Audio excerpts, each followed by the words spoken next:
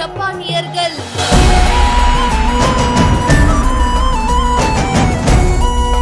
பாரம்பரிய உடையில் சென்று நேர்த்திக்கடன். ஆசிரமத்தில் நடந்த சிறப்பு பூஜை.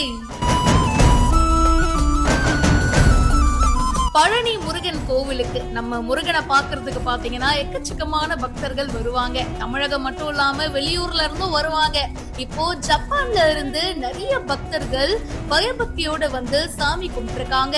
மலையடி வாரத்துல இருக்கிற புலிப்பாணி ஆசிரமத்துல சிறப்பு பூஜை செஞ்சு வழிபட்டு இருக்காங்க. அதுக்கப்புறமா பால்குடம் எடுத்து கிரிவல பாதையில வலம் வந்து திரு ஆவினன்குடி முருகன் கோவிலுக்கு போயிருக்காங்க. அங்க முருகனுக்கு பால் அபிஷேகம்லாம் பண்ணி நேர்த்தி கடன் செலுத்தி வழிபட்டிருக்காங்க.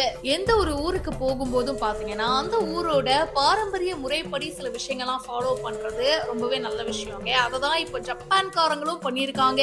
நம்ம ஒரு பாரம்பரிய உடையான வேட்டி சட்டெல்லாம் போட்டுட்டு பால் குடம் எடுத்து ஊர்வலமாவும் போயிருக்காங்க.